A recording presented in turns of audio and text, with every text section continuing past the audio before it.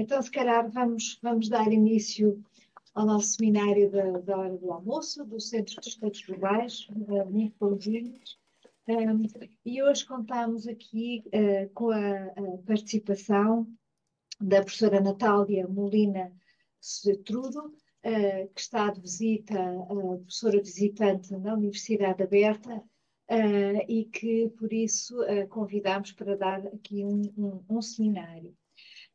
O que a professora Natália nos virá falar é sobre a elaboração de indicadores para o monitoramento do cidadão, em termos resumidos, mas vai falar aqui um bocadinho da sua experiência e investigação que tem trabalhado nos últimos anos.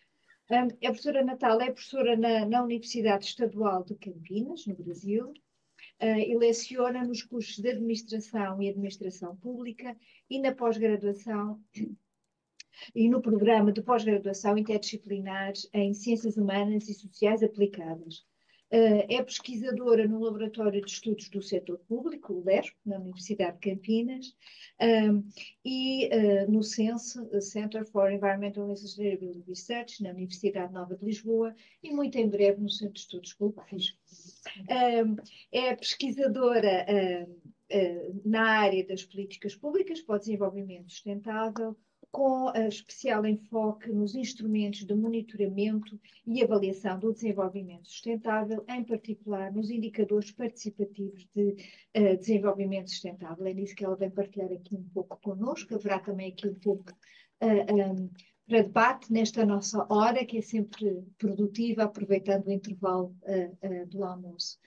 Muito obrigada, Natália, por isso. Pode iniciar, quando quiser. Muito obrigada. Obrigada pela oportunidade de estar aqui. Para mim é um prazer incrível, né, imenso. Então, eu sou Natália, eu sou professora da Unicamp nos cursos da área de gestão, né? E trabalho com sustentabilidade nesses cursos também da pós-graduação. E a ideia hoje é contar um pouquinho experiências que tivemos elaborando indicadores, pensando em indicadores que podem ser utilizados, né, para monitoramento pelo próprio cidadão, né? Então, quando a gente fala em indicadores de sustentabilidade, né, sempre a gente pensa no quão importante é isso para a avaliação do desenvolvimento sustentável, né, e quanto eles são essenciais para a gente conseguir fazer essa avaliação do tempo e da localidade, ou enfim. E o que acontece muitas vezes, e isso é uma crítica que está bem consolidada na literatura, inclusive, é essa questão da indústria, né, dos indicadores, mas muito pelo sentido de que os indicadores às vezes são propostos dentro de uma salinha, de um gabinete, por um técnico, né? E muitas vezes, quando eles vão ser aplicados, eles às vezes não têm a ver com a realidade daquela localidade, né? E o quão importante é nós pensarmos em indicadores que levem em consideração as especificidades dos locais, né? Então, se a gente pensar sei lá, em vários contextos político, institucional, né? O quão importante é a gente considerar. E aí, para a gente poder pensar em construir esses indicadores, né? Levando em consideração a realidade do local, a gente precisa incluir as pessoas, né? Então, não dá para a gente pensar só em indicadores técnicos elaborados só pelo corpo técnico e que a gente pensar como é que os atores podem participar desse processo. E essa questão da participação, ela é super importante, mas ela também é muito desafiadora, né? A participação é sempre um processo desafiador. E a gente pode pensar em indicadores de sustentabilidade de uma forma mais completa, né? Olhando para todos as diversas questões da sustentabilidade. E a gente pode pensar também que, em algumas localidades, tem alguns aspectos que eles diferenciam dos outros, porque eles são mais críticos para a sustentabilidade daqueles locais. E talvez nestes lugares seja muito importante a gente olhar com um olhar mais alargado, ou uma lupa, ou um conjunto maior de indicadores para aquele problema. Porque talvez aquele seja o primeiro ponto que a gente precisa olhar com cuidado para conseguir cuidar da sustentabilidade. Quando a gente pensa, por exemplo, num sistema de indicadores, vamos pensar num sistema que tem várias várias áreas, né? Que tem vários aspectos considerados. Vamos pensar no aspecto, no caso que a gente vai olhar, que é resíduos. Um sistema de indicador de resíduos, ele tem 2 ou 3 indicadores, 3 no máximo, né, indicadores de resíduos sólidos. Normalmente são os mesmos, são indicadores comuns na literatura, que é geração e tal, disposição final. Mas será que esses 2 ou 3 indicadores de resíduos, por exemplo, eles são suficientes para olhar para aquele aspecto que ele é tão crítico para aquela localidade? Será que ele deve mesmo ter o mesmo peso que os outros nesse olhar da sustentabilidade daquela localidade? Quando a gente fala de resíduos, então, que é a lupa que a gente vai dar hoje, a gente percebe que o resíduo é um problema que começa dentro da nossa casa, né? Que a gente faz parte do nosso cotidiano. Então, envolver as pessoas nesse processo é muito importante. Só que as pessoas nem sempre conseguem compartilhar e olhar e até entender os indicadores quando eles são tão técnicos. Então, por que não olhar indicadores voluntários? Indicadores onde as pessoas possam contribuir para o monitoramento daquele problema. Então, seria essa proposta que é olhar dentro de uma avaliação da sustentabilidade, da gente explorar com um sistema específico para aquilo que é muito crítico para esse local. E foi isso que a gente fez, né? Então, o objetivo de estar aqui hoje, da gente conversar um pouquinho, é pensar como que é compartilhar um pouquinho essas experiências que foram sobre elaboração de indicadores.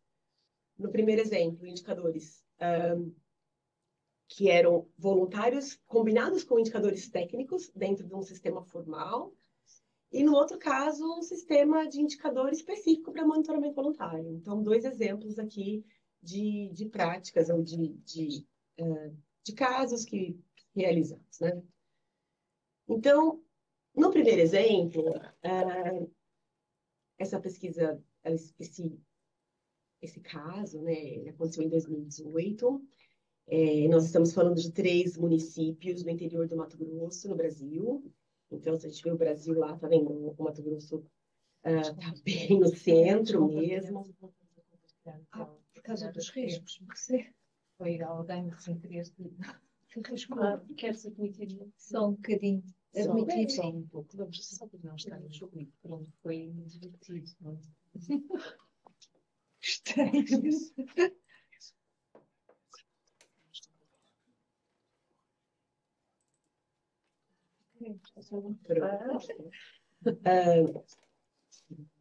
Alguém conhece?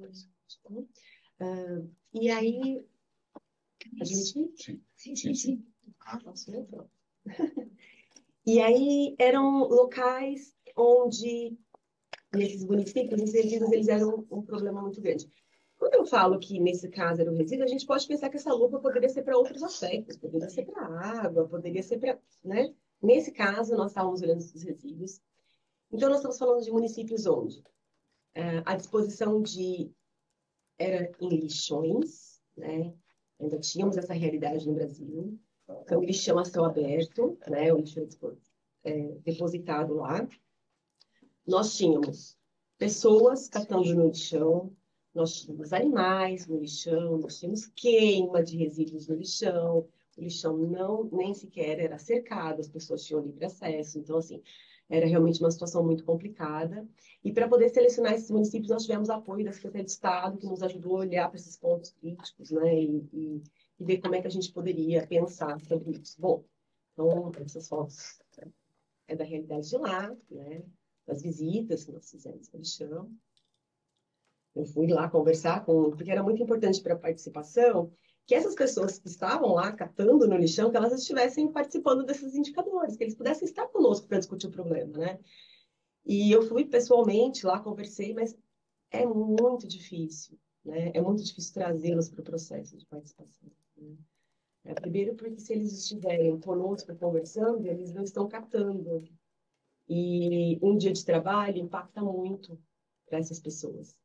Então, ela não tinha como não estar exercendo aquilo naquele momento, né? Além de outros aspectos da vulnerabilidade social que acabam impactando nas pessoas se sentirem parte do processo, estarem conosco, né? Bom, mais ou menos, nós fizemos um workshop participativo, então, em cada um desses municípios. Nós tivemos apoio do Ministério Público, né? A administração local sempre esteve conosco. Em apenas um dos casos, nós conseguimos ter a Associação de Catadores, né, conosco. Nos outros casos, nós não conseguimos. A sociedade civil organizada participou, o Poder Legislativo participou. Não tivemos academia, em nenhum dos casos, porque a universidade não era próxima, enfim, nós não tivemos.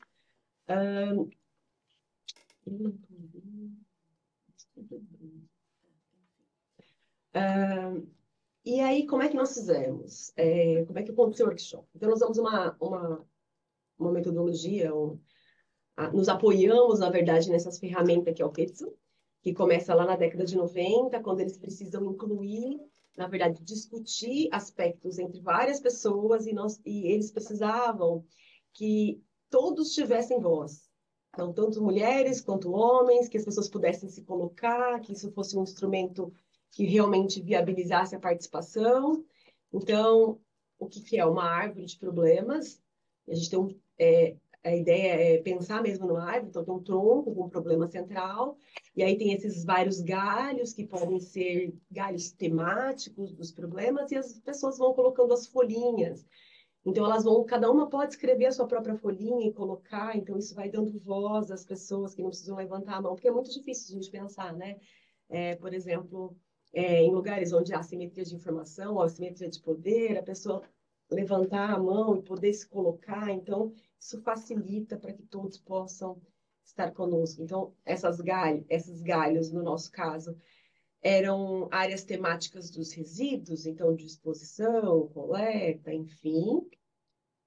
A proposta era começarmos com as folhinhas marrons, então perguntávamos assim, o que já está sendo feito, né? O que temos já consolidado, que eram os galhos.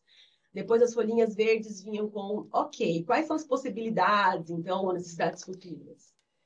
Aí, que são as folhas novas, né? As possibilidades que a gente pode fazer diferente. As folhinhas cinzas no sentido de, olha, quais são os desafios, né? Quais são as nuvens que podem chegar nesse processo. E as folhinhas amarelas eram os pontos de iluminação, os lugares onde nós precisaríamos olhar com bastante cuidado. E aí esse processo foi sendo construído com relação aos problemas de resíduos sólidos dos municípios, para que nós pudéssemos, então, entender quais eram os problemas e daí sim elaborar indicadores. Bom, depois dos problemas, então, nós fomos aos indicadores. Eu levei uma lista, nós elaboramos uma lista com muitos indicadores voluntários e técnicos que estavam na literatura. É importante deixar claro que, neste momento, lá em 2018, nós não tivemos acesso, pelo menos pode ser que até que essas pesquisas já estivessem mais avançadas, mas a indicadores de monitoramento voluntário para resíduos. Hoje nós já temos, mas na época tinha para pássaros, para outras coisas, e nós adaptamos, né, do monitoramento para conseguir fazer para resíduos. Então, os indicadores voluntários que estão ali, eles foram propostos por nós, pesquisadores, que pensamos como adaptar, né? Então, a gente tem odor proveniente do lixão, lixo depositado na área externa do lixão, presença de pássaros, né, que isso apareceu numa das conversas, que eram urubus, por exemplo, próximo ao lixão, na casa das pessoas, roedores, né, cachorro, cavalo. Então, um desses lugares era um problema, porque não tinha cerca e entrava muito cavalo, gado dentro do lixão, né? Então, essa é a realidade que a gente está falando. Presença de pessoas no lixão, disposição de resíduos por terceiros. Então, não era o carro da prefeitura que levava, mas as pessoas que saíam, iam lá e largavam coisas que não necessariamente podiam estar daquela forma. Lixo em terreno baldio, né? E aí, queima de lixo, que era sempre um problema. E aí, depois dos voluntários, nós tínhamos os técnicos que vieram, sim, daí sim, de uma pesquisa de literatura, de uma revisão de literatura, e nós incorporamos, e as pessoas faziam a análise, né, a avaliação daqueles indicadores com o critério de relevância. O que é irrelevante neste município, e quais esses critérios iam fazendo na escala de relevância, avaliando os indicadores técnicos e voluntários. E isso nos permitiu chegar destes 52 indicadores, a um top 20, né, de relevância para esses 3 municípios. E aí chama a atenção que nós tivemos 4 indicadores que foram comuns aos 4 municípios, aos 3 municípios, desculpa, né, que apareceram nesse top 20. Destes 4, 3 eram voluntários. Então, que era a presença de animais, no caso, urubus no lixão, presença de roedores, lixo em terreno baldio. O outro era a geração de resíduos, que aí sim é um indicador mais técnico. A maioria dos indicadores que foram considerados relevantes pelas pessoas dentre os 20 eram voluntários. E aí, o que nos leva a pensar que talvez essa preferência possa ser por quê? Porque as pessoas entendem a linguagem do indicador, podem entender o que realmente ele está querendo dizer, ou porque é mais fácil das pessoas compreenderem o que ele está querendo, ou porque ele trata de uma coisa que faz parte do cotidiano delas. Por exemplo, todos os dias colocam o lixo no terreno baldio do lado da minha casa. Isso é um problemão, né? Então, isso talvez faça sentido para as pessoas que avaliaram, né? Então, por isso que eles foram considerados relevantes. Bom, nós não conseguimos observar a diferença nos tipos de indicadores entre voluntários e técnicos com relação a municípios onde tinha mais pessoas, por exemplo, do setor da prefeitura ou mais pessoas da sociedade. Nos casos, por exemplo, mesmo onde tinha maior sociedade civil que fazia parte do workshop, 85% foi voluntário. No outro que tinha 70% foi voluntário. Então, realmente, os voluntários, eles foram bastante considerados pelas pessoas nesse processo, né?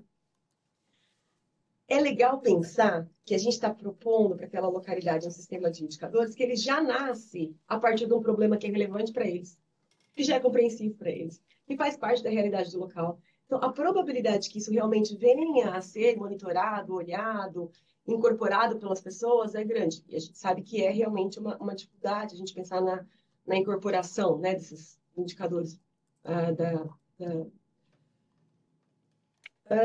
da coleta dos dados, né, da manutenção da revisão desse sistema, enfim. Bom, é engraçado também observar que o mesmo problema, né, por exemplo, o problema ter lixo ou lixo de resíduos de construção, por exemplo, né? Então, nós tínhamos dois indicadores diferentes para isso. Um era disposição do resíduo de demolição no lixão, que não é para estar lá, mas então esse era um problema. E o outro era acúmulo de resíduos de construção em terreno baldio. Em um dos municípios, esse de acúmulo em terreno baldio, ele disparou, porque isso era um problemão na cidade. Então, os dois falavam da mesma coisa. Só que as pessoas entendem e entendem que era importante monitorar aquele dos terrenos, porque talvez isso faça realmente parte do dia a dia, né? Então, já disse que nós não tínhamos encontrado, então, indicadores voluntários na literatura naquele momento. E um outro ponto que foi importante com relação à participação das pessoas nessa proposta foi a dificuldade de acessar os atores mais vulneráveis, que no caso foram os catadores, mesmo indo lá, conversando, marcando, liguei no celular no dia, não conseguimos, né? Bom, e aí contar um pouquinho rapidamente o segundo caso. Aqui, a ideia não foi trazermos indicadores de monitoramento voluntário para dentro de um sistema de indicadores técnicos, não era essa a proposta. Bom, lá, né? Então, essas propostas, elas foram feitas, elas foram disponibilizadas, né? Para a prefeitura, para a comunidade, para as pessoas que estiveram presentes, e nós não temos informação se isso realmente foi implementado, né? Mesmo porque no ano seguinte tinha uma troca de governo e logo depois veio a pandemia. Então, a gente está falando de um momento de extrema dificuldade mesmo para a gente pensar em continuidade. Até políticas públicas que tinham começado nós tivemos dificuldade de continuidade na época da pandemia, então isso também foi algo que pode ter impactado. Mas, enfim. Esse segundo ponto, esse segundo caso, são indicadores que foram propostos para o monitoramento cidadão também de resíduos no município da Grande São Paulo.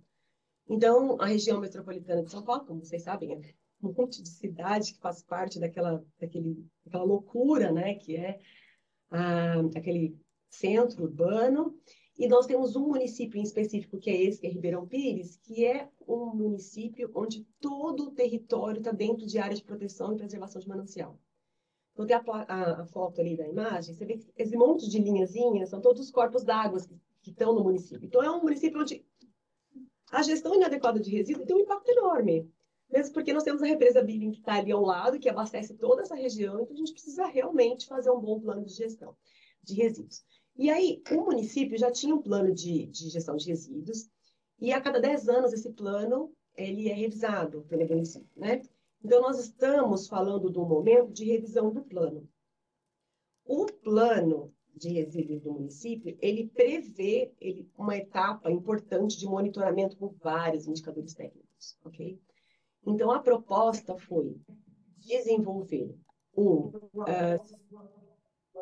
trazer alguns indicadores, uma proposta de indicadores voluntários para monitoramento do cidadão, que pudessem complementar, caminhar em paralelo a esse monitoramento formal que já é realizado pelo município e que está aprovado no plano de gestão. Pronto.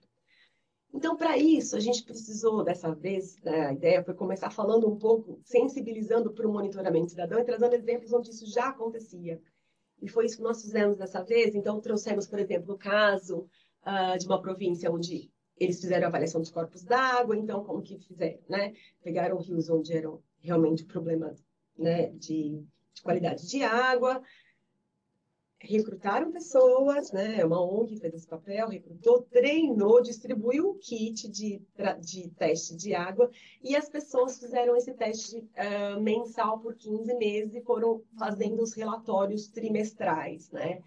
E depois isso foi compartilhado. E o que a gente nota nesse caso, por exemplo, é que houve uma melhoria, primeiro porque houve uma maior informação das pessoas sobre o que estava acontecendo. Isso é uma coisa muito importante, as pessoas começam a entender realmente o que está acontecendo.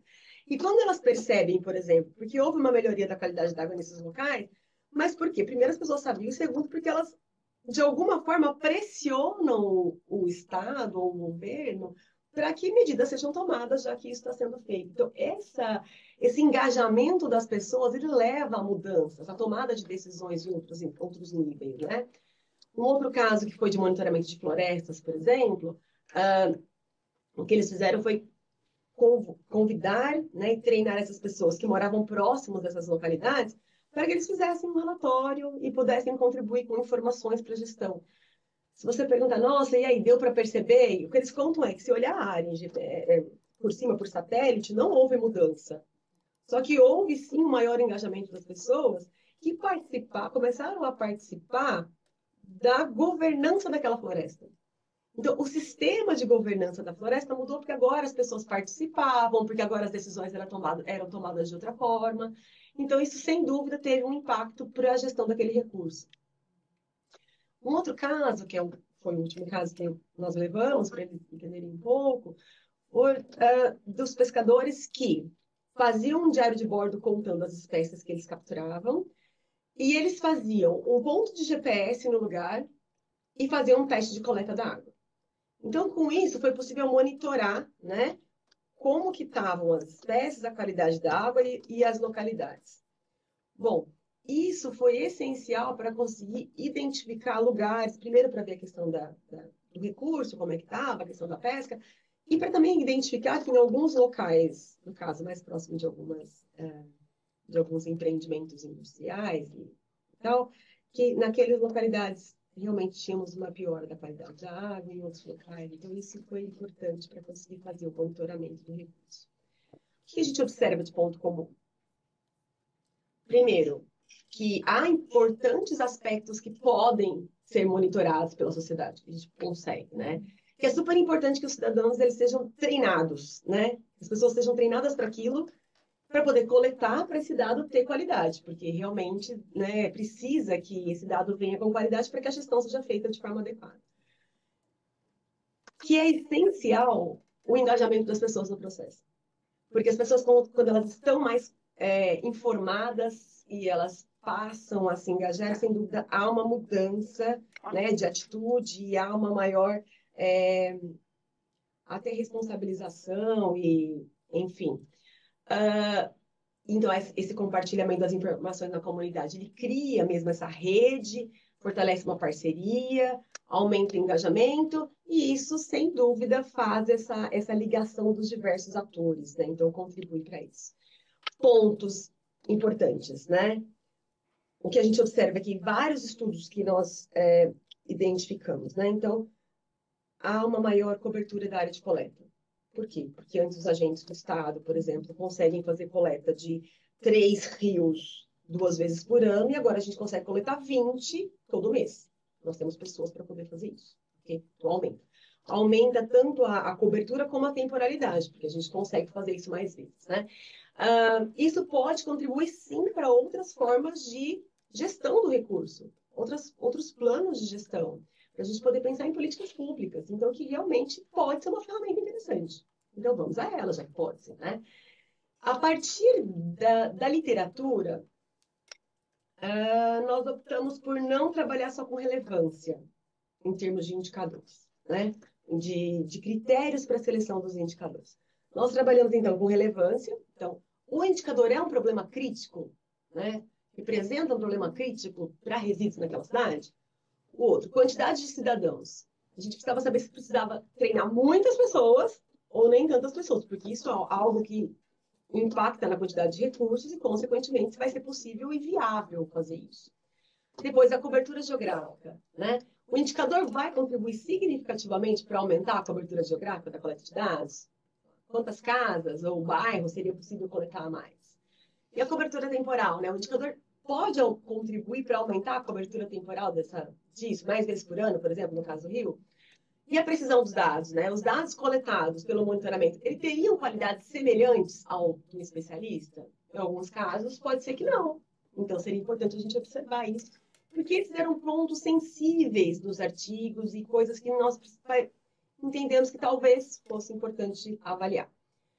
Então, eles fizeram uma comparação. A primeira etapa do workshop foi a comparação entre os critérios, para ficar já distante lá dos indicadores, né? Porque é muito cansativo fazer isso. Então, vamos comparar o critério relevância com o critério quantidade de cidadãos. Um é tão importante quanto o outro, mais importante, extremamente. A gente foi fazendo a escala de comparação de critérios. Então, comparava relevância com quantidade de cidadãos, relevância com cobertura geográfica, relevância com cobertura temporal. Fizemos um primeiro exercício com carros, assim, né? Sempre a gente faz o primeiro exercício com carro. A gente vai escolher carro, né? Preço, tipo de combustível, conforto, e vamos comparar esses critérios para escolher o nosso carro. Então, isso facilitava o exercício, fazíamos juntos, depois fazíamos isso com os critérios para seleção, que é sempre mais difícil, claro, né? Depois tivemos o problema dos principais, a discussão dos problemas, né? Quais são os principais problemas de resíduos sólidos do município? Fizemos isso com o Ketsu, novamente, que tem se mostrado uma ferramenta muito bacana para isso, as pessoas realmente conseguem colocar as coisas, entender e organizar as ideias ali. Nosso dorso era quais eram os problemas de Ribeirão Pires que podiam ser monitorados pela comunidade. Por exemplo, gestão de contratos. A gente não conseguia monitorar isso. Era um problema de resíduos? Era um problema. Mas não dava para fazer isso com monitoramento cidadão. Então era importante sempre voltar. Mas olha, isso a gente não consegue fazer com monitoramento cidadão, né? E aí é que a gente foi invertendo um pouco, mudando um pouco a lógica das folhinhas, que seriam quais são os problemas? Onde nós queremos chegar? Como é que a gente poderia medir o progresso? Para pensar em como construir esse indicador mesmo, né? E aí as folhinhas amarelas, aqui a iluminação seria, é possível, seria legal nós fazermos isso com monitoramento voluntário? E as folhinhas amarelas foram trazidas. Então, fotos do local, né? Então tínhamos alguns problemas realmente de resíduos no local. Os principais problemas que eles levantaram foi, então, descarte inadequado de resíduos de construção. Gente, construção sempre, né? Não adianta. Falta de ecoponto, falta de lixeira na rua, falta de engajamento da população com a coleta seletiva, queima de lixo, a foto até mostrava um problema com queima, então, enfim, eles foram trazendo os problemas, e aí a gente foi construindo, assim, o problema onde a gente quer chegar. Por exemplo, coleta seletiva não é suficiente. Onde queremos chegar? 30% das residências, o aumento de 30% das residências participando do programa. Legal, pronto. E depois a gente foi pensando, como é que a gente consegue medir isso? Pensar como é que a gente vai fazer esse indicador. Vamos pensando. Descarte inadequado no terreno, sei lá, até do descarte de construção. Onde? Reduzir pela metade. Ok. Como é que a gente pode fazer isso? Vamos fazer um mapeamento, uma foto do local. Vamos mandar a localização, uma foto do local. Pronto. Fomos pensando sobre isso, depois colocamos as folhinhas amarelas, esse foi o resultado. E aí, o que nós fizemos? Chegamos ao fim a 10 indicadores. Né? Então, disposição de lixo por estabelecimentos comerciais nas calçadas, então varia mapeamento com foto, tem um que é de volume, aqui, ó, descarte irregular de resíduos em terrenos, aí teria que fazer mapeamento, ou seja, põe o ponto de localização, tira a foto e põe o volume. E quando o cidadão consegue colocar o volume lá, já dá para o gestor saber se ele tem que mandar um caminhão, se ele pode mandar um carro menorzinho para resolver o problema. Então dá para, inclusive, organizar como é que isso poderia ser feito, né? Ah, a questão da geração de resíduos por tipo, né? É um problema porque não consegue saber quanto que gera de cada coisa, para pensar, inclusive, depois em novas formas de gestão de resíduos. Ah, então vamos fazer um diário de bordo, né? Sobre massa, classificação, fazendo peso em balancinha de casa mesmo, e aí manter isso por tantos dias, e depois a gente vai. Então, fomos pensando um pouco sobre isso. E depois, cada um desses indicadores, aí nós não fizemos isso no papel, foi a primeira vez que a gente fez isso, na verdade, via celular, porque era mais fácil. Então, a gente fez com. Eles iam só clicando, e aí, então tá, esse problema, o indicador 1, vamos ver, tá, o indicador 1, disposição de resíduos por estabelecimentos comerciais, que era aquele sexta-feira à noite, no sábado de manhã, meio quarteirão era de saco de lixo do barzinho que teve ali, que ao invés de gerar e classificar como um grande gerador, punha tudo em sacolinha pequena e ocupa metade do quarteirão, né? Então, isso era um problemão. Então, vamos lá. Para Ribeirão Pires, esse problema é o mais crítico, é o segundo mais crítico, ele está entre os 10 problemas mais críticos, ele não é tão crítico assim. Quantas pessoas serão importantes serem treinadas para conseguir coletar? Menos de 10, de 80? Não sei, para a gente ter uma noção de quantas pessoas. Você acredita que o monitoramento cidadão por esse indicador contribuiria significativamente para aumentar a cobertura geográfica desses dados? Qual que é a sua expectativa, por exemplo, no aumento de cobertura? Quantas casas ou bairros seria possível coletar mais? Vai dobrar a cobertura, vai aumentar em 25. Tinha uns que era o máximo, né? Porque não tinha nada de informação. Então, olha, esse sem dúvida vai ser sensacional se a gente conseguir, né? Depois, com relação à cobertura temporal, vai aumentar em 6 vezes a frequência de coleta desse dado, né? Depois, com relação à acurácia, né? Qual que é a expectativa com relação à perda de qualidade dos dados? Se comparados com os dados coletados por um especialista, os dados perderiam em média quanto de precisão? Então, se a gente pensasse, por exemplo, na sacolinha que ficou para a calçada, será que fica tão diferente se passar um técnico ou se passar um vizinho e contar quantos sacos tem? Será que faz tanta diferença? Sim. Talvez aqui não, mas talvez para poder fazer outras ou para outras informações precisas. Bom, não terminou, né? Nós não temos os resultados disso ainda, porque isso foi feito, acho que na terça-feira e no sábado eu vim para cá. Que foi o nosso segundo workshop. Nós fizemos isso em 2 workshops, né? Fizemos um primeiro ano passado, em setembro, eu acho, e fizemos um segundo agora em fevereiro, para o que aconteceu aqui de um para o outro. Nós tivemos. A maior parte dos problemas se mantiveram, mas os indicadores ficaram um pouco mais elaborados. Foi isso que eu senti. Parece que as pessoas estavam. Isso já estava um pouco mais. Depois que conversa a segunda vez, parece que fica mais fácil, né? Então, os indicadores ficaram mais precisos, de alguma forma, a discussão foi melhor, né? O que vamos fazer agora? Uma análise multicritério para conseguir ver esses pesos e para conseguir ranquear esses indicadores. Estando pronto esse sistema, ele volta para a comunidade. A própria prefeitura tem interesse em implementar 1 ou 2 indicadores agora num aplicativo que eles estão testando. Então, vamos ver se isso caminha, é o que esperamos de contribuição. Bom, e é isso, na verdade, era contar um pouquinho, 2 historinhas aí de como é que estamos pensando em indicadores de participação, para as pessoas participarem, para fazer monitoramento voluntário. Agradeço super a oportunidade de poder contar um pouquinho dessa experiência, da gente poder conversar, e estou à disposição. Obrigada. Muito obrigada.